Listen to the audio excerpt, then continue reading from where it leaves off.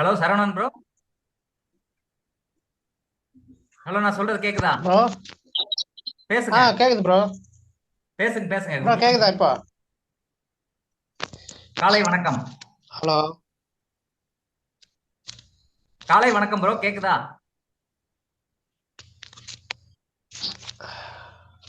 சரி, இன்னைக்கு கசர யோகம் அப்படின்னா என்னன்னு பாத்துடலாம். பஸ் வாய்ப்பு இல்லை. அதாவது வந்து இப்ப திருமண பொருத்தம், அதே மாதிரி திருமண நிகழ்ச்சிகள், நிச்சயதார்த்தம் இதெல்லாம் நடத்துறாங்கல்ல. ஹலோ, யாரா இன்டராக்ட் பண்ணா நல்லா இருக்கும்னு நினைக்கிறேன் நானு. யாரா பேசுங்க. ஹலோ தேன்மொழி மேடம், யாரா பேசுனீங்கன்னா கொஞ்சம் நல்லா இருக்கும்னு நினைச்சேன் நானு. இதுல வீடியோல வந்தா நல்லா இருக்கும். வீடியோல வர முடியாதுங்க சார். சரி சொல்லுங்க சரி. சார். ஆக்சுவலி வந்து இல்ல, மேரேஜ் யாராவது கொஞ்சம் ப்ரோக்ராம் கம்யூனிகேட் பண்ணாதான் எனக்கு பேசுற கரெக்டா இருக்கும், அதனாலதான் பார்த்தேன், வேற ஒண்ணும் இல்ல. ஓகே ஓகே சொல்லுங்க சார். இப்ப கசர யோகம்னா என்னன்னு தெரியுமா? சொல்லணுமா? கேள்விப்பட்டிருக்கீங்களா இல்ல கசர இந்த யோகம்? வேர்டை நான் புதுசா தான் கேக்குறேன். இதுக்கு முன்னாடி இந்த வார்த்தையை நான் கேட்டது இல்ல. இல்ல இல்ல, நீங்க ஜாதகம் கத்துருக்கீங்களா? இப்ப கத்துட்டு இருக்கீங்களா? கத்துக்க போறீங்களா?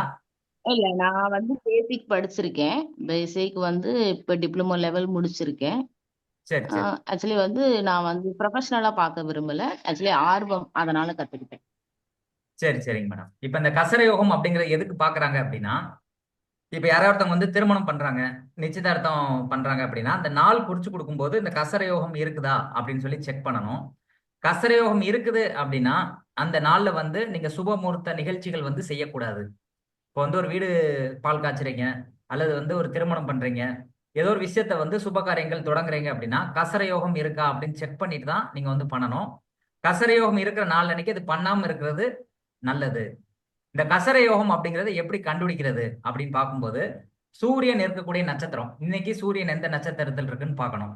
இன்னைக்கு சூரியன் எந்த நட்சத்திரத்தில் இருக்கு சொல்லுங்க பார்ப்போம்.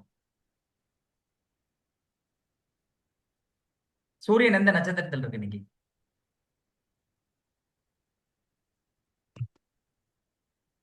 இன்னைக்கு சூரியன் வந்து பூராட நட்சத்திரத்துல இருக்கு. அப்ப சூரியன் இருக்கிற நட்சத்திரத்துல இருந்து சந்திரன் நிக்கிற நட்சத்திரம் வரைக்கும் நம்ம வந்து எண்ணணும். புரியுதா? அப்ப சந்திரன் எந்த நட்சத்திரத்துல இருக்கு இன்னைக்கு? ஏதாவது அப்டேட் பண்ணாதான் கரெக்டா இருக்கும், நான் சொல்லிட்டே இருந்தா நல்லா இருக்காது. ஏதாவது கொஞ்சம் அப்டேட் பண்ணுங்க. சந்திரன் இன்னைக்கு கேட்டையில இருக்கு.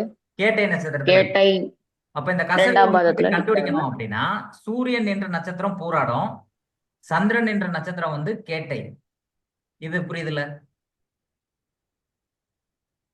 இப்ப சூரியன் என்ற நட்சத்திரத்துக்கும் சந்திரன் என்ற நட்சத்திரம் வந்து எத்தனாவது நட்சத்திரமா வருதுன்னு பார்க்கணும். இப்ப சூரியன் என்ற நட்சத்திரம் பூராடம், சந்திரன் என்ற நட்சத்திரம் கேட்டை. அப்ப சூரியனுக்கு சந்திரன் எத்தனாவது நட்சத்திரத்துல இருக்கு?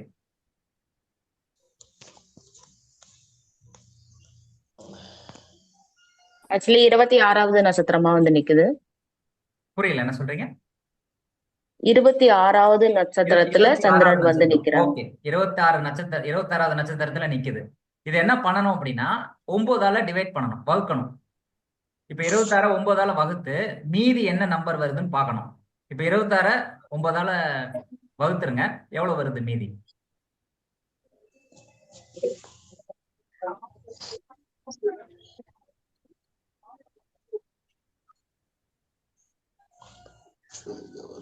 எட்டு வரும்.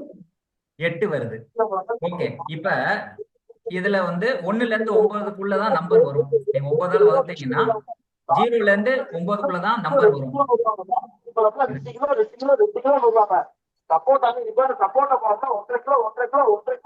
சார் அப்படி போட்டுருக்கலாம் சார். ஹலோ, யார் சார்? குபேந்திர குமார் யாரு? அது வந்தீங்கன்னா கொஞ்சம் வீடியோல வந்தீங்கன்னா நல்லா இருக்கும்.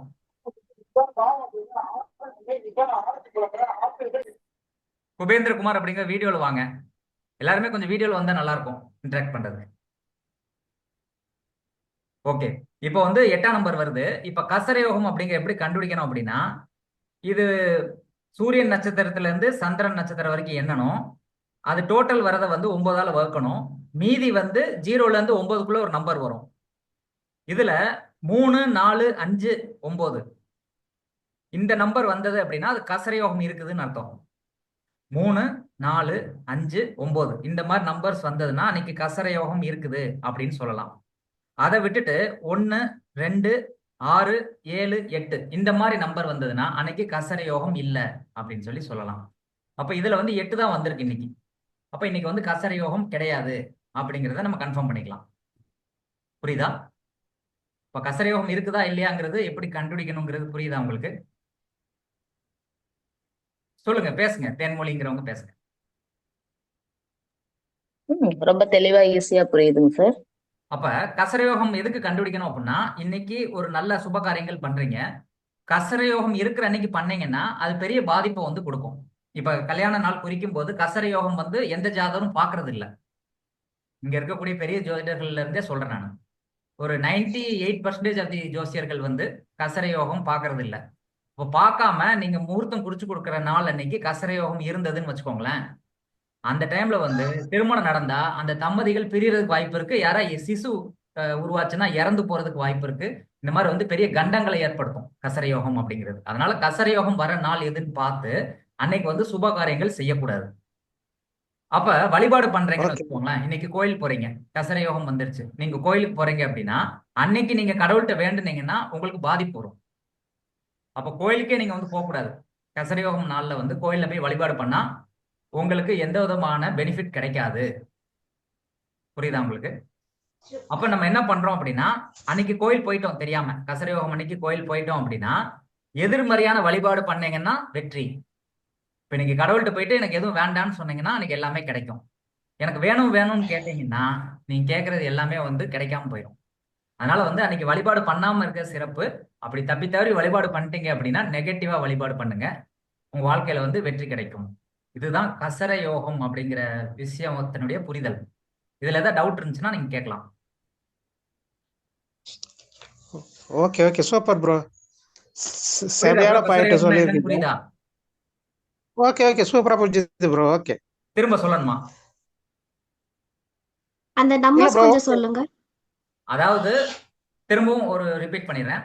சூரியன் என்ற நட்சத்திரம் இன்னைக்கு என்ன நட்சத்திரத்துல சூரியன் நிக்குதுன்னு பாருங்க. சந்திரன் நிக்கிற நட்சத்திரம் எந்த நட்சத்திரத்துல நிக்குதுன்னு பாருங்க. சூரியன் என்ற நட்சத்திரத்துல இருந்து சந்திரன் என்ற நட்சத்திரம் வரைக்கும் எண்ணணும். அதுல இருந்து எத்தனாவது நட்சத்திரமா இது வருதுன்னு பார்க்கணும். இப்ப சூரியன் பூராட நட்சத்திரத்துல இருக்கு, சந்திரன் வந்து கேட்டை நட்சத்திரத்துல இருக்கு. இப்ப பூராடத்துல இருந்து கேட்டை வரைக்கும் என்னன்னீங்கன்னா கேட்டை வந்து 26வது நட்சத்திரமா வருது. ஓகேயா? இந்த டோட்டலை வந்து 9ஆல டிவைட் பண்ணணும், வகுக்கணும். அப்போ 9ஆல வகுத்து மீதி என்ன வருது? 26ல 9 வகுத்தீங்கன்னா மீதி வந்து 8 வருது. அப்ப இது கசர யோகமா இல்லையா அப்படின்னு கண்டுபிடிக்கணும்.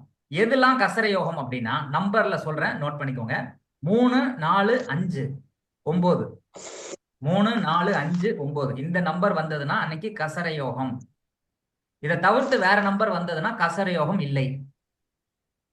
1, 2, 6, 7, 8 இது போன்ற நம்பர் வந்தா கசர யோகம் இல்லை அன்னைக்கு. இப்போ கசர யோகம் எப்படி கண்டுபிடிக்கிறதுன்னு தெரியணும். அது கண்டுபிடிச்சா மட்டும்தான் நீங்க வந்து அன்னைக்கு சுப காரியங்கள் பண்ணக்கூடாது. அப்படி தப்பி தவிர நீங்க பண்றதா இருந்துச்சு அப்படின்னா ஸ்டாப் பண்ணிருங்க.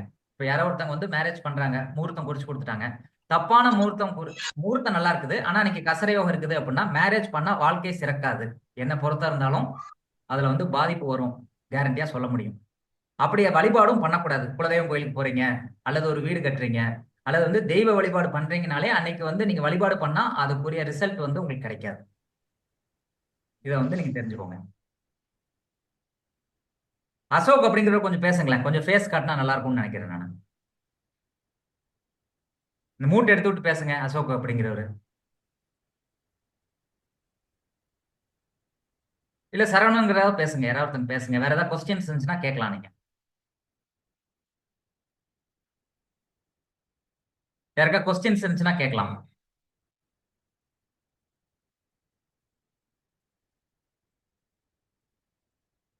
சரி, இப்ப கசரயோகம் புரிஞ்சிருச்சுல? ஏதாவது சொல்லுங்க ப்ரோ. ஓகே, யோகங்கள் மொத்தம் எத்தனை? அந்த யோகத்துல முக்கியமான யோகங்கள்லாம் இருக்குல்ல ப்ரோ, அது மட்டும் எதனா எக்ஸ்பிளைன் பண்ண முடியுமா யோகங்கள்? இல்லங்க, யோகங்கள் வந்து கிட்டத்தட்ட 1000 யோகங்கள் இருக்கு ப்ரோ. நான் சொல்றது வந்து சுப காரியங்கள் செய்யும் போது தவிர்க்க வேண்டிய விஷயங்களை மட்டும் நான் சொல்லிட்டு இருக்கேன்.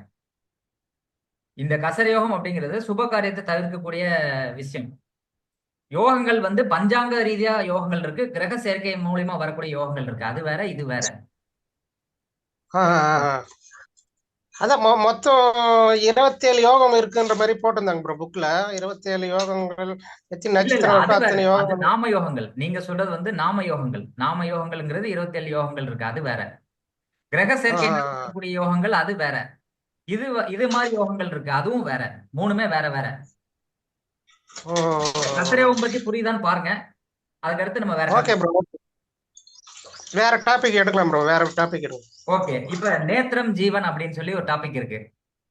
நேத்திரம் ஜீவன் அப்படின்னா, நேத்திரம் அப்படின்னா கண்ணு, ஜீவன் அப்படின்னா உயிர். அப்ப நேத்திரம் ஜீவன் எதுக்கு பாக்குறோம் அப்படின்னா, இப்ப சப்போஸ் ஒருத்தவங்க வந்து வளகாப்பு போடுறாங்க, சீமந்தம் பண்றாங்க அப்படின்னா, அவங்களுக்கு வந்து உள்ள வந்து ஒரு உயிர் இருக்கு, அதுதான் ஜீவன். அதே மாதிரி வந்து உள்ள இருக்கக்கூடிய குழந்தை வந்து நல்லா கண்ணு தெரியுற மாதிரி இருக்கணும் அப்படின்னா இந்த நேத்திரம் வந்து நல்லா இருக்கணும். அப்ப நேத்திரம் ஜீவன் வந்து ஒரு முக்கியமான சடங்கு வைக்கிறீங்க அப்படின்னா அந்த நேரத்துல வந்து நேத்திரம் ஜீவன் வந்து கவனிக்கணும். இந்த நேத்திரம் ஜீவன் தெரியுமா அப்படின்னு எனக்கு தெரியல, நிறைய பேருக்கு வந்து நேத்திரம் ஜீவனா என்னன்னு தெரியாதுன்னு நினைக்கிறேன். நேத்திரம் அப்படிங்கிறது கண்ணு. அப்ப இப்ப உதாரணத்துக்கு அதை 3 விதமா பிரிக்கிறோம். இந்த நேத்திரம் அப்படிங்கிறது கண்ணு வந்து குருட்டு நாட்கள் அப்படின்னு ஒண்ணு இருக்கு, குருட்டு திதிகள் அப்படின்னு இருக்கு, குருட்டு நட்சத்திரங்கள் இருக்கு. இந்த மாதிரி பல ரகமா வந்து இருக்குது. இதுல வந்து அதெல்லாம் நம்ம போக வேண்டாம். இப்ப அது எப்படி கால்குலேட் பண்றது அப்படின்னு மட்டும் பார்ப்போம். இப்ப இன்னைக்கு வந்து நேத்திரம் எத்தனை, ஜீவன் என்ன அப்படிங்கறத மட்டும் நம்ம இப்ப கால்குலேட் பண்ணலாம். அது எப்படி நோட் பண்ணிக்கோங்க, நோட்ஸ் இருந்தா நோட் பண்ணிக்கோங்க.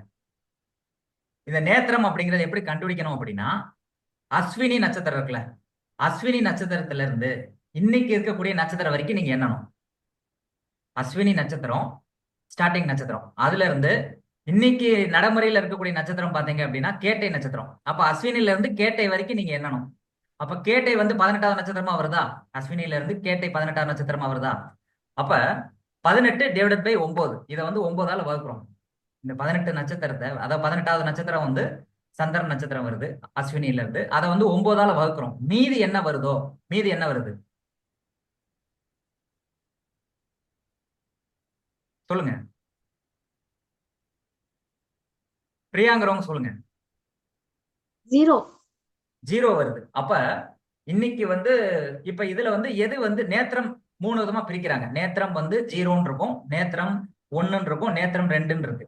இந்த மாதிரி வந்து பஞ்சாங்கத்தில் போட்டிருப்பாங்க. நேத்திரம் நேத்திரம் வந்து எத்தனை நம்பர் அப்படின்ட்டு, 0வா 1ஆ 2ஆ அப்படின்னு சொல்லி போட்டிருப்பாங்க. இதுல 0ன்னு வந்துச்சுன்னு வச்சுக்கோங்களேன், நேத்திரம் வந்து 0வா இருந்துச்சு அப்படின்னா அது குருட்டு நாள் அப்படின்னு சொல்லலாம். அன்னைக்கு நீ என்ன காரியம் பண்ணாலும் வந்து ஃபெயிலியர் ஆகும். நேத்திரம் 1 அப்படின்னா பரவாயில்ல அப்படின்னு சொல்லலாம். நேத்திரம் 2 அப்படின்னா இரு கண்ணுடைய நாள் அப்படின்னு சொல்றாங்க. இன்னைக்கு வந்து நீங்க எந்த சுப காரியம் பண்ணாலும் அது வெற்றி கிடைக்கும் அப்படின்னு சொல்லலாம் நேத்திரம் பொறுத்தளவுல. அப்ப அது 0, 1, 2 நேத்திரம் அப்படிங்கிறது எப்படி கண்டுபிடிக்கிறது அப்படின்னு பார்த்தா, இப்ப சொன்ன கால்குலேஷன் தான். அஸ்வினில இருந்து இன்னைக்கு சந்திரன் இருக்கக்கூடிய நட்சத்திரம் வரைக்கும் எண்ணி அதை 9ஆல வகுக்கணும். மீதி என்ன தொகை வருதுன்னு பார்க்கணும். அந்த தொகை வந்து 1, 2, 3, 4 அப்படி வந்தது அப்படின்னா நேத்திரம் வந்து 2 இருக்குன்னு சொல்லலாம். அதாவது 9ஆல வகுக்கும் போது மீதி இருக்க தொகை வந்து 1, 2, 3, 4 அப்படி வந்ததுன்னா நேத்திரம் 2. 5, 6, 7 தொகை வந்துச்சுன்னு வச்சுக்கோங்களேன், இன்னைக்கு நேத்திரம் வந்து 1 அப்படின்னு சொல்லி எடுத்துக்கலாம்.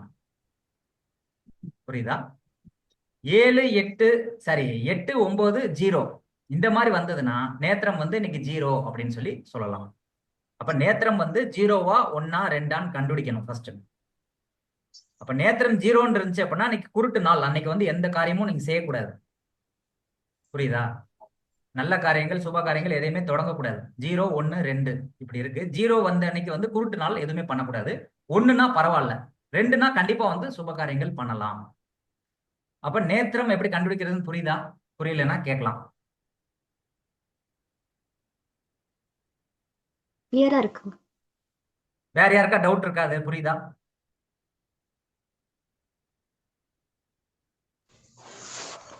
ஓகே ப்ரோ, ஒன்றும் ப்ராப்ளம் இல்லை, கரெக்டாக புரியுது. அப்படியே கீப் இட் அப்.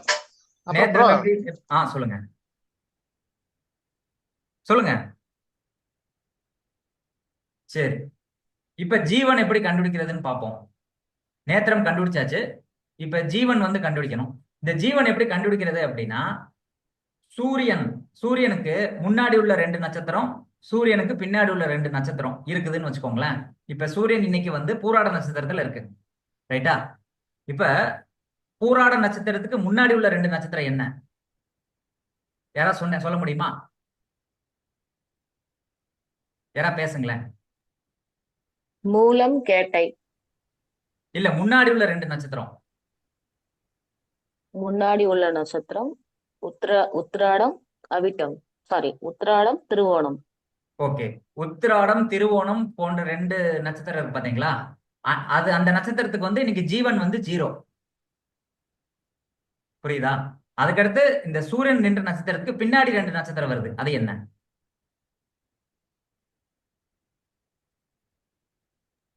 அது மூலம், கேட்டை. ஓகே. இப்ப இந்த மூலம், கேட்டை, உத்திராடம், திருவோணம் இந்த 4 நட்சத்திரங்களுக்கு வந்து இன்னைக்கு ஜீவன் வந்து 0ன்னு போட்டிருக்கோம். புரியுதா? அதாவது சூரியனுக்கு முன்னாடி இருக்கிற 2 நட்சத்திரமும் சூரியனுக்கு பின்னாடி இருக்கிற 2 நட்சத்திரமும் இன்னைக்கு வந்து ஜீவன் வந்து 0 அப்படின்னு வரும். அடுத்து சூரியனுக்கு முன்னாடி ஒரு 3, 4, 6, 7, 8வது நட்சத்திரம், பின்னாடி 3, 4, 6, 3, 4, 5, 6, 7, 8வது நட்சத்திரம் வந்து ஜீவன் வந்து அரை ஜீவன் அப்படின்னு சொல்லி சொல்றாங்க. அதாவது ஃபர்ஸ்ட் சொல்ல வேண்டியது என்னன்னா, சூரியன் நின்ற நட்சத்திரத்துக்கு முன்னாடி உள்ள 2 நட்சத்திரம், பின்னாடி உள்ள 2 நட்சத்திரத்துக்கு ஜீவன் 0. புரியுதா?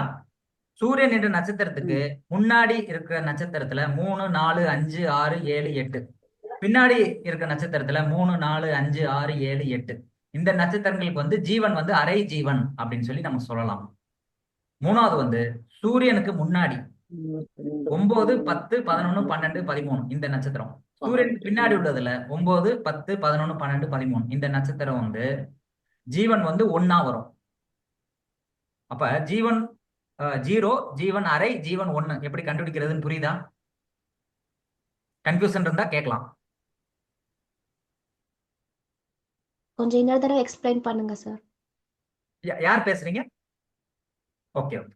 பிரியா. இப்ப ஜீவன் அப்படிங்கறது எப்படி கண்டுபிடிக்கணும் அப்படின்னா, சூரியன் நின்ற நட்சத்திரம் இருக்குல்ல, சூரியன் நின்ற நட்சத்திரத்துக்கு முன்னாடி உள்ள 2 நட்சத்திரம், சூரியன் நின்ற நட்சத்திரத்துக்கு பின்னாடி உள்ள 2 நட்சத்திரம் இன்னைக்கு வருதுன்னு வச்சுக்கோங்களேன். உதாரணத்துக்கு இன்னைக்கு வந்து கேட்டை நட்சத்திரம் வருது அப்படின்னா இன்னைக்கு ஜீவன் வந்து 0. ஓகே. ஏன்னா சூரியனுக்கு பின்னாடி 2வது நட்சத்திரம் அது. பூராடத்துக்கு பின்னாடி இருக்கக்கூடிய 2வது நட்சத்திரம். முன்னாடி இருக்கக்கூடிய 2 நட்சத்திரமும் 0 தான் ஜீவன். ஓகே. இப்ப சூரியன் என்ற நட்சத்திரத்துக்கு முன்னாடி அல்லது பின்னாடி 3, 4, 5, 6, 7, 8 இந்த மாதிரி நட்சத்திரங்கள் இன்னைக்கு வருது அப்படின்னா அன்னைக்கு வந்து ஜீவன் வந்து அரை.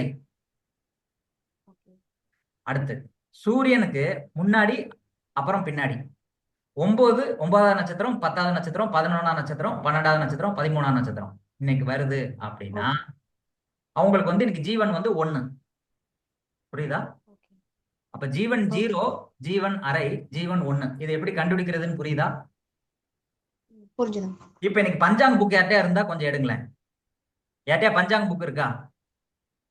அதை நீங்க டெஸ்ட் பண்ணி பாத்துக்கலாம். அதுக்கு சொல்றேன். யார்ட்டையா இருக்கா? இருக்கு. பஞ்சாங் புக் எடுங்களேன். பஞ்சாங் புக் எடுத்து இன்னைக்கு தேதி போடுங்க. மார்கழி மாசம் 14ஆம் தேதின்னு போடுங்க. அந்த பஞ்சாங்கத்துல பாருங்களேன். பார்க்க தெரியுமா? பஞ்சாங்கம் சொல்லணுமா?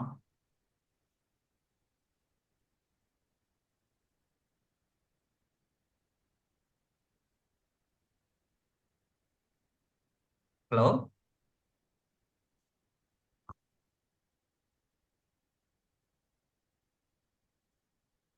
இன்று காலை 7:55 வரை உயிரற்றவை, பின்பு இரவு 11:29 வரை வாழ்க்கை, இல்ல பின்பு இல்ல உயிரற்றவை. அதை விட்டுருங்க. பஞ்சாங் புக் இருக்கா உங்கள்கிட்ட?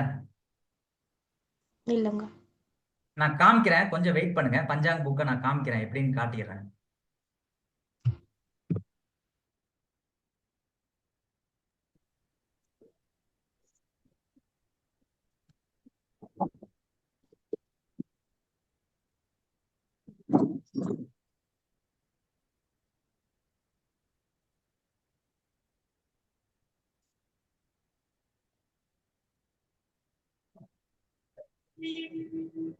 இப்ப இந்த பஞ்சாங் புக்ல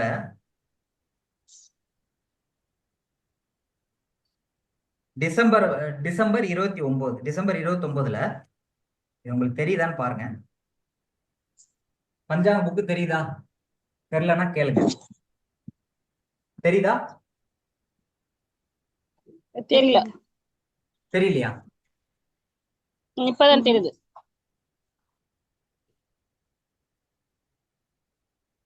இப்ப நான் கை வச்சிருக்கேன், அது தெரியுதா?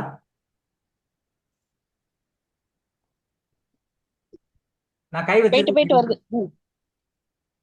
போயிட்டு போயிட்டு வருது. இப்ப தெரியுதா? இல்லங்கய்யா. நீங்க உங்க பஞ்சாங்க புக் எடுங்க, உங்களுக்கு இருந்துச்சுன்னா நீங்க பஞ்சாங்க புக் எடுத்து நீங்க பாருங்க. அதுல வந்து நேத்திரம் ஜீவன் அப்படின்னு போட்டிருக்கோம். அதுல வந்து இன்னைக்கு டேட்ல பாத்தீங்கன்னா நேத்திரம் ஜீவன் ரெண்டுமே ஜீரோன்னு போட்டிருக்கு. அது கரெக்டான்னு செக் பண்றதுக்கு தான் உங்களுக்கு வந்து நான் காட்டுறேன். உங்கள்கிட்ட பஞ்சாங்க புக் இருக்குன்னா நீங்க செக் பண்ணிக்கலாம். இல்ல ஆன்லைன்ல கூட நீங்க செக் பண்ணி பாருங்க, நேத்திரம் ஜீவன் வந்து ஜீரோ அப்படின்னு இருக்கும். அது கரெக்டான்னு நீங்க கன்ஃபார்ம் பண்ணிக்கலாம். ஏன் ஜீரோ வருது சொல்லுங்க பார்ப்போம். இப்ப நேத்திரம் எப்படி ஜீரோ வருது? நேத்திரம் வந்து அஸ்வினில இருந்து இன்னைக்கு நட்சத்திரம் வரைக்கும் எண்றோம். அப்ப எத்தனாவது நட்சத்திரமா வருது? கேட்டை 18வது நட்சத்திரமா வருதா? அஸ்வினில இருந்து கேட்டை 18வது நட்சத்திரமா? அப்ப அதை 9ஆல வகுத்தீங்க அப்படின்னா மீதி என்ன வருது? ஜீரோ வருதா? அப்ப நேத்திரம் ஜீரோவா? ஜீவன் எப்படி ஜீரோ வருது? ஜீவன் அப்படிங்கிறது சூரியன் என்ற நட்சத்திரம் பூராடம். அதுக்கு முன்னாடி உள்ள 2 நட்சத்திரமும் பின்னாடி உள்ள 2 நட்சத்திரமும் ஜீரோ வரும். இப்ப பின்னாடி இருக்கக்கூடிய நட்சத்திரம் தான் கேட்டை, 2வது நட்சத்திரம்.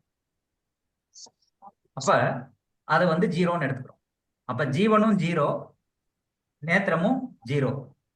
இது ரெண்டுமே ஜீரோவா வந்தது அப்படின்னா இன்னைக்கு என்ன காரியம் பண்ணாலும் ஃபெயிலியர் ஆகும். இன்னைக்கு வந்து நல்ல காரியங்கள் பண்ணக்கூடாது.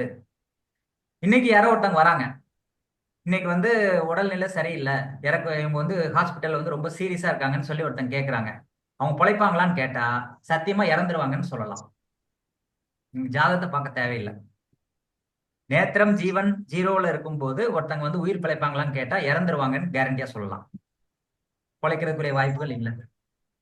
இதுல எதுவும் டவுட் இருக்கா சொல்லுங்க. இது வந்து ட்ரீட்மெண்ட் பண்றதுக்கெல்லாம் யூஸ் பண்ணிக்கலாங்களா? பண்ணக்கூடாது. இப்ப ஜீவன் வந்து ஜீரோவா இல்ல. இருக்கு, நேத்திரம் ஜீரோவா இருக்கு அப்படின்னா இன்னைக்கு பண்ணீங்கன்னா செத்துருவாங்க அவங்க. யாரா ஓகே. இறக்கும் அதே தரவேல இருந்தாங்க, இப்ப வயசானவங்க இறக்கும் தரவேல இருக்காங்க, வேமா போய் சேரணும்னு நினைச்சீங்க அப்படின்னா தாராளமா பண்ணலாம், இறந்துருவாங்க. ஏதாவது டவுட் இருந்துச்சுன்னா கேளுங்க. அப்ப அரை ஜீவன்ல என்ன பண்ணணும்? அரை ஜீவன் வந்து தத்தளிக்கிறாங்கன்னு அர்த்தம். இங்கிட்டும் இல்லாம அங்கிட்டும் இல்லாம எப்ப போய் சேருவாங்கன்னு தெரியாம இருப்பாங்க. ஒரு ஜீவன் அப்படின்னா கண்டிப்பா நல்லா இருப்பாங்கன்னு சொல்லலாம். இன்னைக்கு ஒருத்தவங்க வந்து கேக்குறாங்க கொஸ்டின், அதாவது வந்து இவங்க பிழைப்பாங்களா, இன்னைக்கு சர்ஜரி பண்ணா பிழைப்பாங்களா, உடல்நிலை ரொம்ப மோசமா இருக்கு, தேர்வாங்களான்னு கேக்குறாங்க. இன்னைக்கு ஜீவன் வந்து ஜீரோ இருக்கு, நேத்திரமும் ஜீரோ இருக்குன்னா கன்ஃபார்மா போய் சேர்ந்துருவாங்கன்னு சொல்லலாம். அறை இருக்குது அப்படின்னா தத்தளிச்சுட்டு இருக்காங்க, இப்பயா அப்பயான்னு தெரியாம இருக்காங்கன்னு சொல்லலாம். 1 அல்லது 2 வருதுன்னு வச்சுக்கோங்க, நேத்திரம் 1 இருக்கு, ஜீவன் 1 இருக்கு அப்படின்னா கண்டிப்பா பிழைப்பாங்கன்னு சொல்லலாம். அறை இருக்குது அப்படின்னா பரவாயில்லன்னு சொல்லலாம். இதுல எதுவும் டவுட் இருக்கா? நேத்திரம் ஜீவன் பத்தின புரிதல் கிடைக்குதா? டவுட் இருந்தா புரியுதுய்யா. கேளுங்க. டவுட் இருந்தா கேளுங்க. இல்ல மிக தெளிவா புரிஞ்சுதுங்க ஐயா. ஓகே, நேத்திரம் ஜீவன் புரிஞ்சிருச்சா? அப்ப இன்னைக்கு இப்ப இந்த டைம்ல எது எதெல்லாம் பண்ணக்கூடாது சொல்லுங்க பாப்போம்.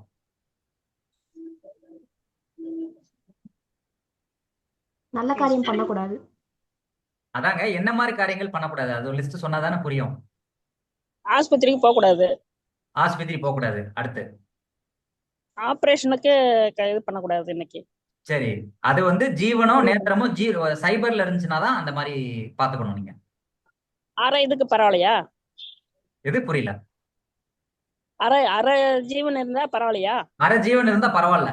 அது ரெண்டு, அதாவது இது அறையா இருக்கு, இன்னொன்னு ஜீரோ சைபரா இருக்கு அப்படின்னா பண்ணக்கூடாது. ரெண்டுமே அரை அரை 1 அந்த மாதிரி இருந்தா பண்ணலாம். ஒரு இதுல அறை வருது, இப்போ ஓகே ஓகே. ஜீவன் வந்து அறை இருக்குது, நேத்திரம் வந்து 1 இருக்குது அப்படின்னா பண்ணலாம், தப்பு இல்ல. Okay okay. ஜீரோ அறை அந்த ஜீரோ இருந்தா லோவா பாயிண்ட் இருக்கு அப்படின்னா நீ பண்றது வந்து வெற்றி கிடைக்காது.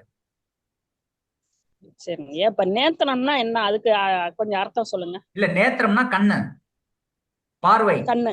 உதாரணத்துக்கு பௌர்ணமி பார்வைக்கு. அன்னைக்கு வந்து வெளிச்சமா இருக்கா, பௌர்ணமி அன்னைக்கு வெளிச்சமா இருக்கா, ஆமா. அமாவாசை அன்னைக்கு இருட்டா இருக்கா. ஆமா. அப்ப பௌர்ணமி அன்னைக்கு நீங்க ம். பாத்தீங்கன்னா நேத்திரம் வந்து 2 இருக்கும். ம். 2, அதாவது ஒளி பொருந்திய நாள்.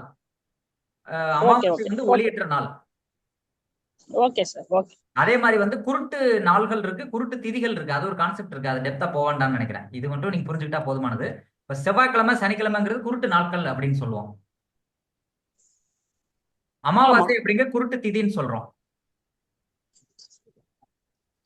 புரியுதா? சரி. புரியுது, சொல்லுங்க. இந்த டைம்ல வந்து நீங்க எதுவுமே நல்ல காரியங்கள் பண்ணக்கூடாது. ஒருத்தவங்க வந்து சீமந்தம் பண்றாங்க, வளகாப்பு போடுறாங்க, நிச்சயதார்த்தம் பண்றாங்க அப்படின்னா இந்த டைம்ல பண்ணவே கூடாது.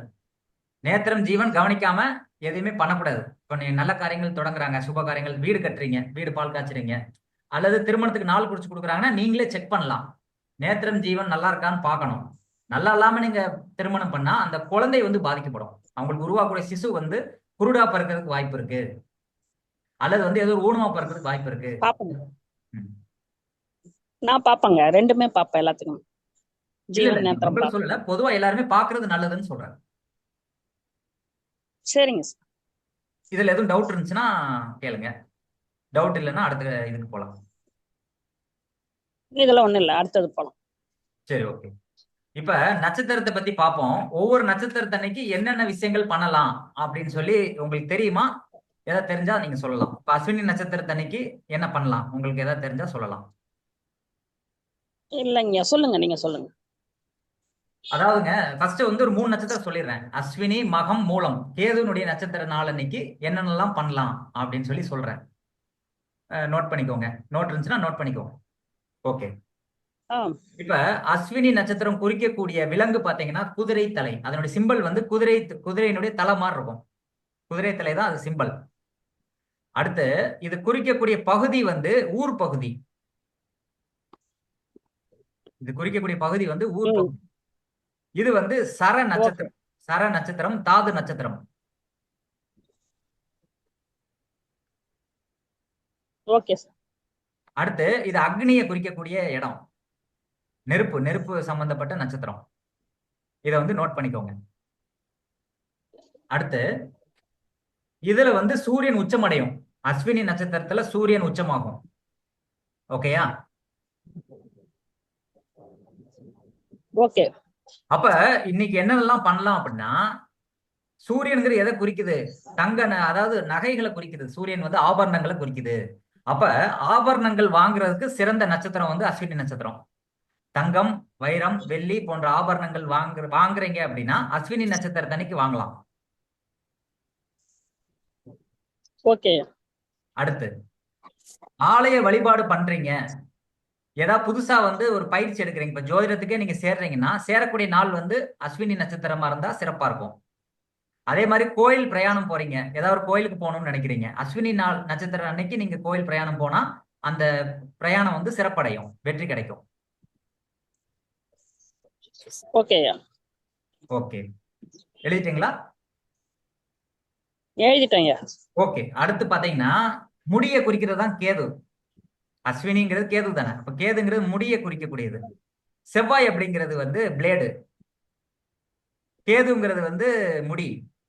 அப்ப நீங்க மொட்டை அடிக்கிறதுக்கு சிறந்த நட்சத்திரம் பாத்தீங்கன்னா அஸ்வினி நட்சத்திரம். இப்ப ஒரு குழந்தை இருக்கு, அந்த குழந்தைக்கு மொட்டை போடுறாங்க அப்படின்னா அஸ்வினி நட்சத்திரத்தன்னைக்கு மொட்டை போட்டாங்க அப்படின்னா நல்லா இருப்பாங்க அவங்க. அப்ப மொட்டை போடுறதுக்குரிய நாள் வந்து அஸ்வினி நட்சத்திரமா இருந்தா நல்லா இருக்கும். ஓகே. அடுத்து செவ்வாயினுடைய ராசி, அது வந்து மேசராசி வந்து செவ்வாயினுடைய ராசி. இது கேதுனுடைய நட்சத்திரம். அப்ப இது என்ன சொல்ல வருதுன்னா, செவ்வாய்ங்கிறது ரத்தம், கேதுங்கிறது தடை. அப்ப ரத்தத்துல வந்து யாருக்கெல்லாம் அஸ்வினி நட்சத்திரத்துல ஏதோ ஒரு பிளானட் இருக்குன்னு வச்சுக்கோங்களேன், அந்த உறவுக்கு வந்து ரத்தத்துல தடை ஏற்படும். பீரியட்ஸ் வந்து கொஞ்சம் இம்ப்ராப்பரா இருக்கிறதுக்கு வாய்ப்புகள் இருக்கு. அந்த மாதிரி இது புரியுதா? இது வந்து பொதுவா நடக்கும்னு சொல்றேன் நான். அப்ப கேது செவ்வாய் சேர்ந்திருந்தாலும் எடுத்துக்கலாமா ஐயா? என்ன மேடம், புரியல? கேது கேது செவ்வாய் சேர்ந்திருந்தாலும் இந்த இது கரெக்டா எடுத்துக்கலாமா? இல்ல இல்ல, சேர்றது இல்ல. நான் என்ன சொல்றேன்னா, அஸ்வினி நட்சத்திரத்துல ஏதோ ஒரு கிரகம் இருக்குதுன்னு வச்சுக்கோங்களேன், அதுல ஒரு பெண் ஆ, கிரகம் சொல்றேன். பெண்களுக்கு தான் பீரியட்ஸ் வரும். அதனால வந்து பெண் கிரகம் வந்து அஸ்வினி நட்சத்திரத்துல இருக்குது அப்படின்னா எந்த உறவுக்கு அது இருக்குதோ அவங்களுக்கு வந்து இந்த பாதிப்பு இருக்கும். இப்ப சுக்கிரன் ஒருத்தர் ஜாதகத்துல, ஆண் ஓ- ஜாதகத்துல சுக்கிரன் வந்து அஸ்வினி நட்சத்திரத்துல இருக்குன்னா அவன் ஒய்ஃப்க்கு வந்து கருப்பையில பிரச்சனை இருக்கும். ஆ, ஓகே, அதே மாதிரி சந்திரன் இருந்துச்சுன்னா அம்மாவுக்கு வந்து அந்த பிரச்சனை இருக்கும். ஓகே ஐயா, புதன் இருந்துச்சு ஓகே. அப்படின்னா தங்கச்சிக்கு அந்த பிரச்சனை இருக்கும். அந்த மாதிரி வந்து என்ன கிரகம் வந்து அஸ்வினி நட்சத்திரத்துல இருக்கோ அவங்களுக்கு வந்து அந்த பிரச்சனை வரும். பிரச்சனை, சரி. அடுத்து செவ்வாய் அப்படிங்கிறது வந்து பல்ல குறிக்கிறது. கேது அப்படிங்கிறது வந்து புடுங்கிறது. அப்ப நீங்க பல்லு புடுங்கிறதுக்கு வந்து அஸ்வினி நட்சத்திரத்தன்னைக்கு பல்லு புடுங்கினீங்கன்னா சிறப்பா இருக்கும். பல் டாக்டர்கிட்ட போய் பல் புடுங்குறீங்கன்னா அஸ்வினி நட்சத்திரத்தன்னைக்கு பல் புடுங்கிறது சிறப்பு.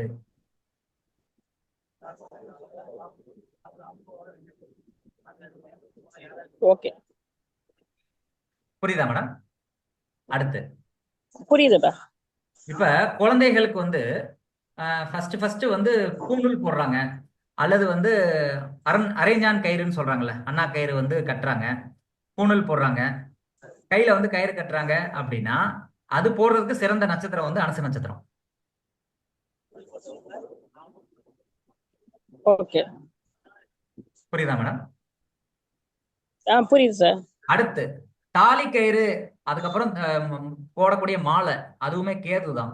அப்போ வந்து ஒருத்தருக்கு வந்து தாலி கட்டுறீங்க அல்லது மாங்கல்யம் செய்யறதுக்கு நீங்க வந்து கொடுக்குறீங்க அப்படின்னா அஸ்வினி நட்சத்திரத்தன்னைக்கு வந்து மாங்கல்யம் செய்யறது சிறப்பு, திருமணம் செய்யறதும் சிறப்பு, நிச்சயதார்த்தம் செய்யறதும் சிறப்பு அஸ்வினி ஓகே, நட்சத்திரத்தன்னைக்கு.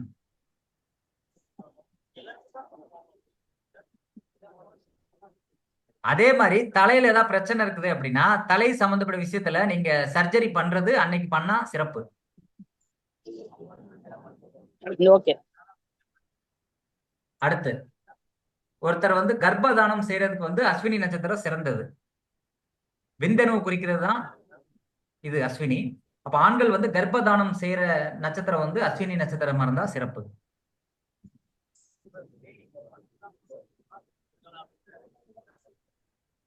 அடுத்து ஓகே, ஒரு குதிரை தலையை இது குறிக்கிறதுனால குதிரை வாங்குறாங்க, யாராவது ஒருத்தவங்க வந்து குதிரை மாடு இதெல்லாம் வாங்குறாங்கன்னு வச்சுக்கோங்களேன், அது வாங்குறது வந்து அஸ்வினி நட்சத்திரத்தன்னைக்கு வாங்கினா சிறப்பா இருக்கும்.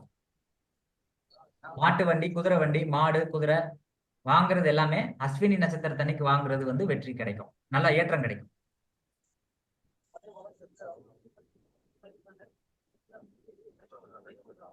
ஓகே.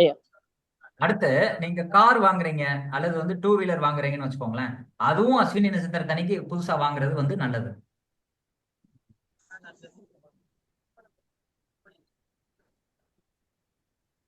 ஓகே, அடுத்து இந்த ஏர் உழுவுறதுன்னு சொல்லுவாங்கல்ல, டிராக்டரை வச்சு உழுவுறாங்கல்ல வயல்களை, அது உழுவுறதும் பாத்தீங்கன்னா ஆமாங்க. அஸ்வினி நட்சத்திரத்தன்னைக்கு உழுதா சிறப்பா இருக்கும். ஓகே, ஏன்னா ஏர் உழும் கலப்பையை குறிக்கிறது வந்து இது அஸ்வினி. அதனால வந்து அந்த அந்த நிலத்தை உழுகுறது வந்து அந்த நாள்ல உழுதா நல்லா இருக்கும்.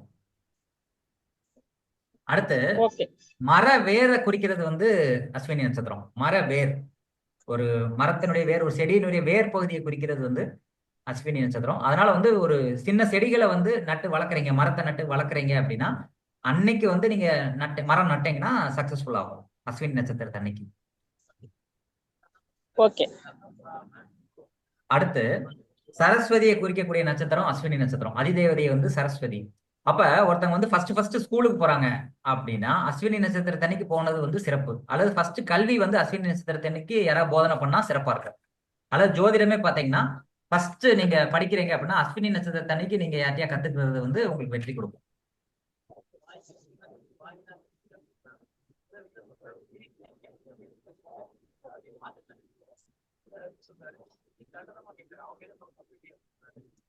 ஓகே. அடுத்து இந்த அஸ்வினி நட்சத்திரம் வந்து சமநோக்கு நாள் அப்படின்னு சொல்லி சொல்லப்படுது. சமநோக்கு நட்சத்திரம். சமநோக்கு நட்சத்திரம்னா என்னன்னு தெரியுமா, சொல்லணுமா? கொஞ்சம் விளக்கம் கொடுத்துருங்க. அதாவது கீழ் நோக்கு நாள், சமநோக்கு நாள், மேல் நோக்கு நாள் கேள்விப்பட்டிருப்பீங்க, காலண்டர்ல போட்டிருப்பாங்க. ஆமாங்க. அது என்னன்னா இப்ப கீழ் நோக்கு நாள் அப்படின்னா அதாவது பூமிக்கு அடியில் உள்ள விஷயங்களை வந்து செய்யறது வந்து அன்னைக்கு சிறப்பு. இப்ப பூமிக்கு அடியில் என்ன இருக்கு, கிழங்கு இருக்கா? ஆமாங்க. அந்த மாதிரி வந்து கிழங்கு வகைகளை வந்து நீங்க எடுத்து சாப்பிடுறது வந்து சிறப்பு. கிழங்கு வகைகளை வந்து பயிரிடுறது வந்து சிறப்பு, பூமிக்கு அடியில் உள்ள கிழங்கு வகைகள். அடுத்து வந்து ஒரு கிணறு தோன்றீங்க, அதை வந்து மம்பட்டி வச்சு மண் வெட்டிட்டு அந்த மாதிரி வந்து நிலத்தை உழுவுறீங்க அப்படின்னா அதுவும் அன்னைக்கு வந்து சிறப்பா இருக்கும். அது எல்லாமே கீழ் நோக்கு நாள், கீழ் நோக்கு நட்சத்திரம். இதுவே வந்து சமநோக்கு நாள் அப்படின்னா மேலையும் இல்லாம கீழேயும் இல்லாம நடுவுல இருக்கிறது. அப்போ உயிரினங்கள், மாடு, ஆடு போன்ற உயிரினங்கள் தான் வந்து சமநோக்கு நட்சத்திரத்துல வந்து குறிக்கிறது. அப்ப ஆடு மாடு வாங்குறது வந்து அஸ்வினி நட்சத்திரத்துல வாங்கினா சிறப்பா இருக்கும். அது வந்து சமநோக்கு நட்சத்திரம். அஸ்வினி நட்சத்திரம் வந்து கீழ் நோக்கு நட்சத்திரம் கிடையாது, மேல் நோக்கு நட்சத்திரமும் கிடையாது, சமநோக்கு நட்சத்திரம் அஸ்வினி வந்து. ஆனா உங்களுக்கு விளக்கத்துக்கு சொல்றேன், கீழ் நோக்கு நாள் அப்படின்னா பூமிக்கு அடியில உள்ளது வந்து விளைவிச்சா சிறப்பு. சமநோக்கு நாள் அப்படின்னா வாகனங்கள் வாங்குறது, விலங்குகள் வாங்குறது சிறப்பு.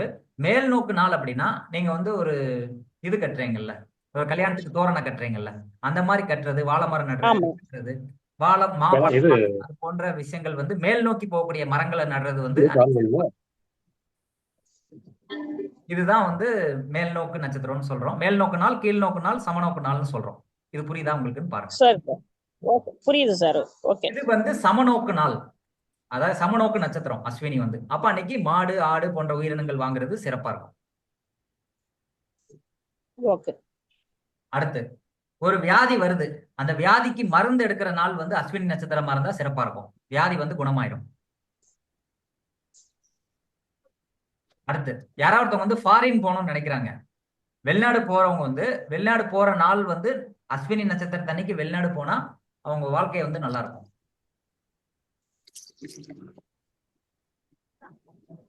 ஓகே. அடுத்து வந்து செவ்வாய் அப்படிங்கிறது வீடை குறிக்கக்கூடிய பிளானட். இப்ப மேசராசியில செவ்வாயினுடைய ராசி மேசராசி. இப்ப வீடை குறிக்கிறது தான் செவ்வாய். அப்ப ஃபர்ஸ்ட் இருக்கிறது கேது நட்சத்திரம். அப்ப செவ்வாய் கேது கம்பைன்ட் ஆகும்போது வீடு மாற்றம் ஏற்படுத்தினா அஸ்வின் நட்சத்திரத்தன்னைக்கு சிறப்பா இருக்கும். இப்ப நீங்க வீடு மாறணும்னு நினைக்கிறீங்க, வேற வீட்டுக்கு போகணும்னு நினைக்கிறீங்க அப்படின்னா அது வந்து அஸ்வினி நட்சத்திரத்தன்னைக்கு நீங்க வீடு மாறுறது வந்து சிறப்பா இருக்கும். புரியுதா? ஓகே. இது ஃபுல்லா நோட் பண்ணி வச்சுக்கோங்க. இதுதான் அஸ்வினி நட்சத்திரம் சொல்லக்கூடிய விஷயங்கள். இதுல ஏதாவது டவுட் இருக்கா? யாருக்கா டவுட் இருந்தா நீங்க பேசலாம். வேற யாரா கொஞ்சம் பேசுங்களேன். அசோக் சார் பேசுங்களேன். Sir good morning sir. வணக்கம் சார், சொல்லுங்க சொல்லுங்க. என்னோட ஃப்ரெண்ட் ஒருத்தருக்கு வந்து பாத்தீங்க அப்படின்னா அவருக்கு ரொம்ப வருஷமா பாத்தீங்கன்னா ஒன் சைடு தலைவலி இருக்குது. சரி.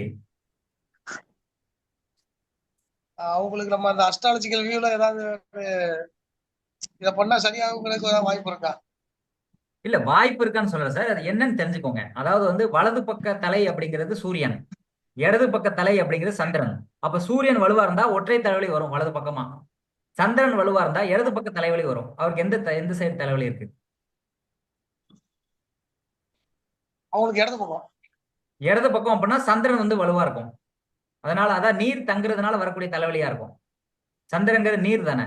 அப்ப நீர் வந்து தலையில தங்கி தலை கனமாயி அது மூலியமா வரக்கூடிய தலைவலியா இருக்கும். நெருப்புனால வரக்கூடிய தலைவலின்னு ஒண்ணு இருக்கு, நீர் தங்குறதுனால வரக்கூடிய தலைவலின்னு இருக்கு. அது எந்த தலைவலின்னு கரெக்டா தெரிஞ்சாதான் அதுக்குரிய ரெமெடியை வந்து நம்ம சொல்ல முடியும். இது நம்ம கால்குலேஷன் மூலியம் பார்த்து இந்த இதை கரெக்ட் பண்ணா சரியாயிருன்னு சொல்ல முடியாதா? இல்ல சரியாகும்னு சொல்லல சார். எதனால பிரச்சனை வருதுன்னு தெரிஞ்சாதானே நம்ம வந்து சரி பண்ண முடியும். அப்ப ப்ராப்பரா வந்து அது என்ன பிரச்சனைன்னு கேளுங்க. அது கரெக்டா தெரிஞ்சதுக்கு அப்புறம் அதுக்கு நிவர்த்தி என்ன பண்ணலாம்னு பார்ப்போம். இப்போ உதாரணத்துக்கு சூரியன் வந்து நெருப்பு, அப்ப ஹீட்னால வரக்கூடிய பாதிப்புன்னு வச்சுக்கோங்களேன். அப்ப ஹீட்டுக்கு ஆப்போசிட்டா இருக்கக்கூடிய ராசி வந்து காற்று ராசி. அப்ப காற்று ராசியில என்ன கிரகம் இருக்கோ அதை ஆக்டிவேட் பண்ணா இது வந்து நிவர்த்தி ஆகும். அந்த மாதிரி செக் பண்ணி பார்த்து திருப்பி நெக்ஸ்ட் டைம் சொல்லுங்க சார். இந்த செஷன் முடிய போது முடிச்சுட்டு திரும்ப லாகின் பண்ணி வந்துருங்க. ஓகே. போயிட்டு திரும்ப லாகின் பண்ணி வாங்க. இந்த செஷன் முடிய போகுது. திரும்ப நம்ம ஒரு 2 நிமிஷத்துல திரும்ப வாங்க, பேசலாம். 10-15 தான் ஆகுது. இல்ல சார், ஒரு 40 நிமிஷம் முடிய போகுது. இது கட்டாயம் திரும்ப வந்து லாகின் பண்ணி வாங்க. வச்சிடுறேன். அடுத்து எத்தனை மணிக்கு உள்ள வர்றதுன்னு? இல்ல திரும்ப அதே மாதிரி வாங்க, அவ்வளவுதான்.